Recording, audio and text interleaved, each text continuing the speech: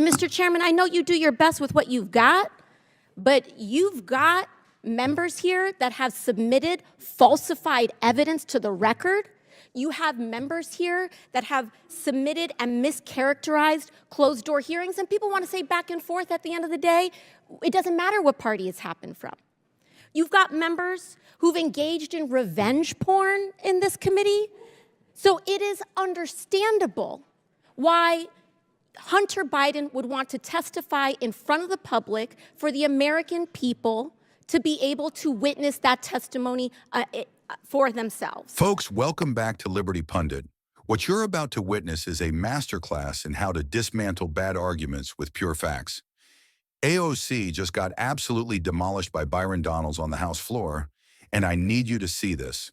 If you're tired of the double standards and hypocrisy in Washington, hit that like button right now and subscribe to Liberty Pundit, because we're diving into the truth they don't want you to hear. Look, let's be very clear. This isn't about Hunter Biden's white privilege. It's about Hunter Biden's Democrat privilege.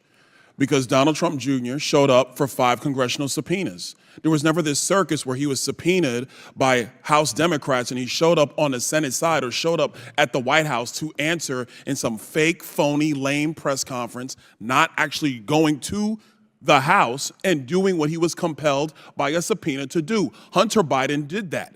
And then he has the unmitigated gall to show up here when we know that we're going through actually the legislation for contempt, with, by the way, Mr. Chairman, we should actually get to the legislation of contempt. The speechifying is great, but let's do our business, members. He has the gall to come here, show up, and then when the Democrats are saying, hey, he wants to speak, he leaves. This is a joke. This is a farce. The man has been subpoenaed by Congress. Oh, and by the way, the January 6th committee, Mr. Raskin, which you did sit on, by the way, that was not a normally ordered committee of Congress because Nancy Pelosi did not want the Republican members that then Leader McCarthy put up. According to the courts, it was. My time, sir. Will you yield for a correction? I was respectful of your time. I didn't say anything. So, ladies and gentlemen, let's move forward with our business. He should be held in contempt. There was a subpoena. He did not answer it. Any other American will be held in contempt by Congress. Any other. This is Democrat privilege of the highest order. Let's do our jobs. I yield. Oh, my God. Wait. Did you get that? Wow. Now, this is where it gets wild. Just keep watching, Patriots. Gentleman yields. Chair now recognize Ms. Ocasio-Cortez from New York. Thank you, Mr. Chair. Just to address briefly, quickly, that moment about privilege and all of this that we're seeing here. It was a very beautiful speech by the gentlelady, who, as she mentioned, was helped lead on the now majority side, the Civil Rights and Civil Liberties Subcommittee. But I think it's so exemplary of the point that she also oversaw the elimination of the Civil Rights Subcommittee on this committee, which really kind of gives the whole game away. We show up, we give speeches, we give flowery words, but at the end of the day, participate in the structural erosion of the rights and representation of people that are marginalized, women, people of color, people that just need to see their due process and civil liberties protected in this country. But I will move on. As also the Republican side had mentioned in their many raisings of the January 6th committee, that it's not just Hunter Biden, you, me, any individual subject to equal treatment under the law, to be held up to accountability under the law, but it is also these committees and this committee that is subject to oversight and law. We must comply with the law here as well. Now, I may be one of the very few people that actually believes in Congress, in this country, but I do, and many of us do here. And we have an obligation to engage in good faith participation to execute and comply with the subpoena. The chairman said in front of the country several times to Hunter Biden, you can show up here in front of the world, in front of the public. Hunter Biden took him up on that offer. He said, I will show up in public. I will show up in public. He showed up here today. He showed up here in the past. And Mr. Chairman, I know you do your best with what you've got, but you've got members here that have submitted falsified evidence to the record. You have members here that have submitted and mischaracterized closed-door hearings, and people want to say back and forth at the end of the day, it doesn't matter what party it's happened from. You've got members who've engaged in revenge porn in this committee.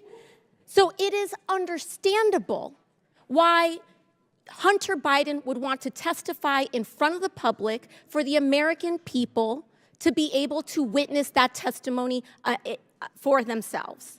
You've got members who've defied subpoenas. You've got members who we are 1 year into the term asking what the rules are at the beginning of the committee. The book was given to us on day one. And so what we should do is allow the man to testify. I believe in the power of the Oversight Committee. Frankly, I believe in it regardless of whether Republicans or Democrats have the chair, because I believe that this committee should have the power of oversight, and we cannot do that on a partisan basis. And so for that, I implore this committee to allow Hunter Biden to testify publicly.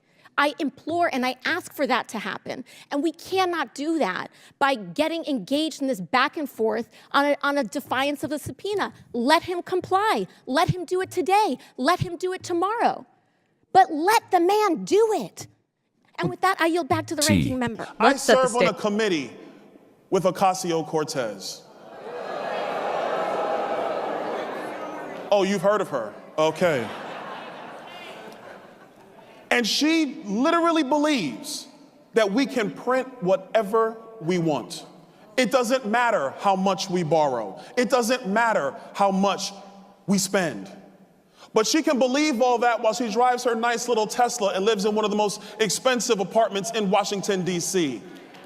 You see, the left loves to deride capitalism, but they actually love capitalism. They love what it creates for them. But they want you, and they want me, and they want every hardworking American to bend the knee.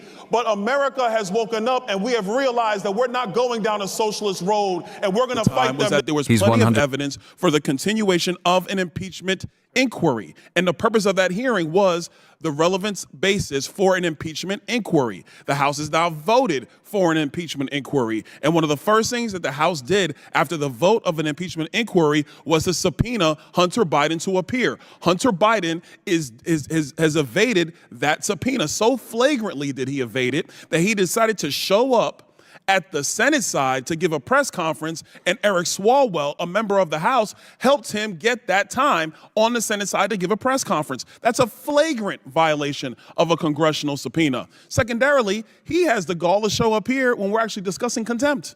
And he didn't stay. He was sitting right over there. He's not here now. He said he wants to talk. He could have stayed through the whole proceeding. He chose to leave. That's his business. But he was subpoenaed to come here.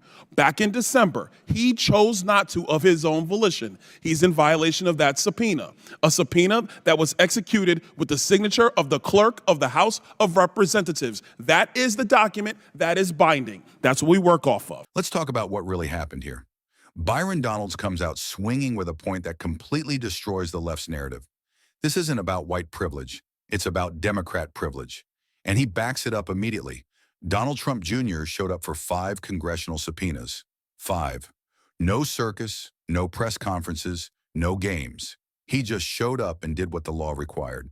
Hunter Biden, he gets subpoenaed by Congress, and instead of complying, he holds a press conference on the Senate side. Then he has the audacity to show up at this hearing, only to walk out before it's over. This is what privilege actually looks like, and Byron Donalds called it out perfectly. Now here's where it gets interesting. AOC tries to defend this by saying the chairman offered Hunter the choice to testify publicly. But folks, this is either ignorance of how Congress works or deliberate deception. A casual comment from a chairman doesn't override a legal subpoena signed by the clerk of the House. Byron Donalds destroys this argument by pointing out what's actually binding: the written document, the official subpoena. That's the law. Then AOC does what the radical left always does when they're losing. She changes the subject. She starts talking about revenge porn, the Civil Rights Subcommittee, and everything except the actual issue at hand. It's textbook deflection. When you can't win on facts, you attack your opponent's character and muddy the waters. But Byron Donalds wasn't having it. He brings up the most damning comparison. The Trump Organization is a real international business built over decades. When Trump was president, his son Eric ran it. If foreign dignitaries chose to stay at Trump hotels they found on Expedia or Hotels.com, that's commerce, not corruption. The Biden family has no legitimate business. None. Yet they've received $26 million from foreign sources. For what services? What product? What business? The evidence points to one thing: a pay-for-play scheme using public office for private gain. That's the definition of corruption. This exchange represents everything wrong with our political system right now. You have principled leaders like Byron Donalds who come prepared with facts, logic, and respect for the rule of law. Then you have politicians like AOC who rely on emotion, distraction, and protecting their political allies at all costs. The American people are waking up to this game. They see through the smokescreens. They understand that equal justice means everyone, including powerful Democrats, must follow the law. A subpoena is not optional. It's not negotiable. It's a legal requirement. What Byron Donalds did here is what we need more of in Washington. Stand firm, speak truth. Don't back down when they try to intimidate or deflect. The facts are on our side. Hunter Biden violated a congressional subpoena. Any other American would face contempt charges. That's the standard, and that's what should happen here. If you want to see more breakdowns of conservatives fighting back against the radical agenda, make sure you're subscribed and hit that notification bell. Share this with everyone who needs to see what real leadership looks like. The battle for America's soul is happening right now, and we need to stand together. Until next time, stay vigilant and keep fighting for the truth.